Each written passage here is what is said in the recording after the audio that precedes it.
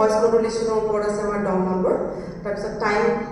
কিমান টাইমৰ ভিতৰত আপোনালোকে 5 মিনিট দিয়া হৈছে মই তাৰপৰ সেই টাইমৰ ওপৰত দিয়া আছে 10 নম্বৰ আৰু ওভাৰঅল প্ৰেজেন্টেচন দিয়া আছে 10 নম্বৰ টোটাল প্ৰেজেন্টেচন 50 মাৰ্কছৰ ওপৰত মানে জাজমেন্ট 50 মাৰ্কছৰ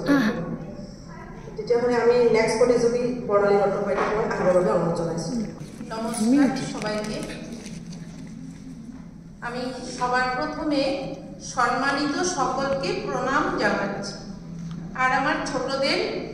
ভালোবাসা জানিয়ে আমি আমার বক্তব্য শুরু করছি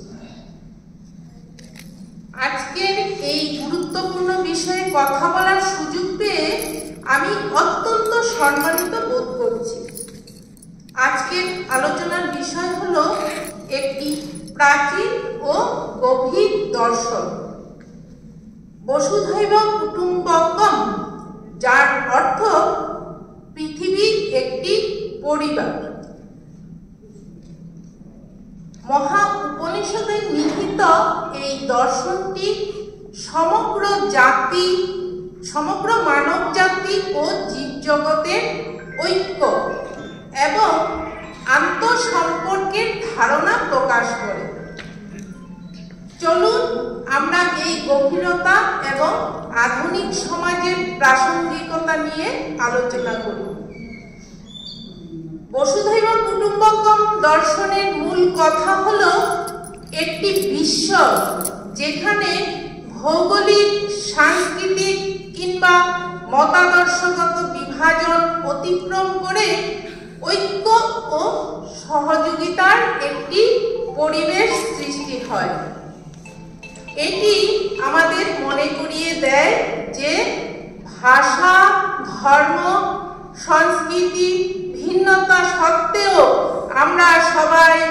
এক বৃহৎ পরিবারের অংশ এবং আমাদের এই গ্রহ রক্ষা করার দায়িত্ব একে অপরের সাথে ভাগাভাগি করতে হবে আধুনিক সমাজে যেখানে মতবিরোধ দ্বন্দ্ব বিভাজন ক্রমাগত বাড়ছে তো বসুধৈব কুটুম্বকম আমাদের সংলাপ সমবেদনা ও একতার গুরুত্ব বুঝতে সাহায্য করে পরিবেশ বিপর্যয় দারিদ্র এবং বিশ্বব্যাপী মহামারী মোকাবিলায় এইটি আমাদের ঐক্যবদ্ধ হওয়ার প্রয়োজনীয়তা মনে করিয়ে দেয় আজকাল ডিজিটাল যুগ এই ডিজিটাল যুগে আমাদের একে অপরের কাছাকাছি নিয়ে এসেছে কিন্তু একই সাথে একটি নতুন ধরনের বিভাজনও তৈরি করেছে অনলাইনে ঘৃণা ভুল তথ্য ছড়ানো এবং সাংস্কৃতিক ভুল বুঝাবুঝি বসুধৈব কুটুম্বকম আমাদের আহ্বান জানায় এই প্রযুক্তির এই শক্তিকে বিভাজনের জন্য নয় বরং ঐক্যের জন্য ব্যবহার করতে হবে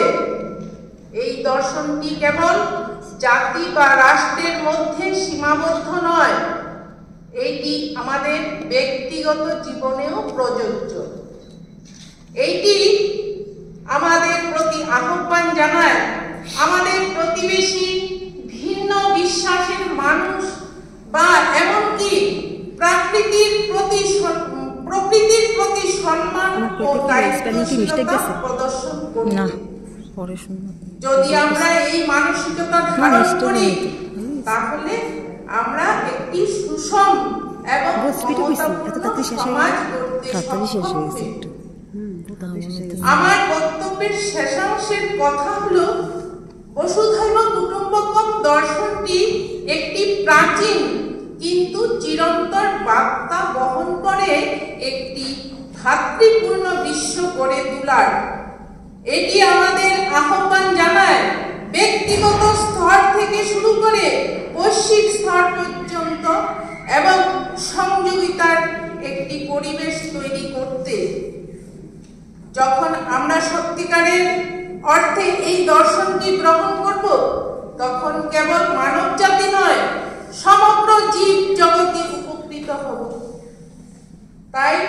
সমস্ত জীবের মধ্যে একই ব্রহ্ম বিরাজ করছেন, তাই সমস্ত মানব জাতির মধ্যে একই ব্রহ্ম আছে। সমস্ত মানব জাতির জীব জগতের কল্যাণ কামনা করে আমি আমার বক্তব্য এখানে সমাপ্ত করছি। ধন্যবাদ।